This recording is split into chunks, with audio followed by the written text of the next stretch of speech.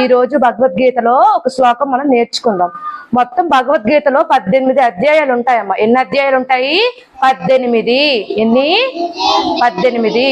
అందులో మొదటి అధ్యాయంలో మొదటి శ్లోకం ఈ రోజు నేర్చుకుందాం. సరేనా? చెప్తాను వినండి. ధృతరాష్ట్రోవాచ ధర్మక్షేత్రే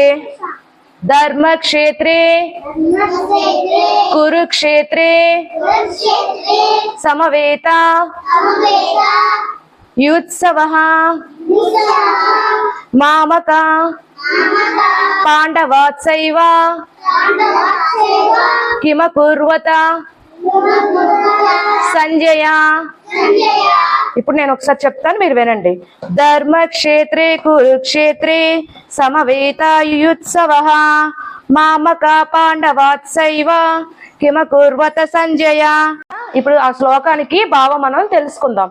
అక్కడ ధృతరాష్ట్రుడు సంజయుడితో అంటాడు, ఓ సంజయ, అక్కడ యుద్ధం జరుగుతుంది కదా, ధర్మక్షేత్రంలో కురుక్షేత్ర యుద్ధం. అక్కడ నా పుత్రులకి పాండురాజు పుత్రులకి యుద్ధం ఎలా జరుగుతుంది అని అడుగుతారు. ధృతరాష్ట్రుడు ఎవరమ్మా? అక్కడ పరిపాలించే రాజేనా? రాజు అంటే ఏంటి? అందరి యందు ఒకేలా ఉండాలి, భేదం చూపకూడదు. అక్కడ ఏంటి అడిగాడు తను? నా పుత్రులు పాండు పుత్రులకి యుద్ధం ఎలా జరుగుతుంది అని అడిగాడు. అక్కడ ఎలా అడగాలమ్మా? అక్కడ కౌరవులకి పాండవులకి మధ్య యుద్ధం ఎలా జరుగుతుంది అని అడగాలి. రాజుకి భేదం చూపకూడదు కదా, అందరి యందు ఒకేలా ఉండాలి. అది ఈ పద్యం యొక్క భావం.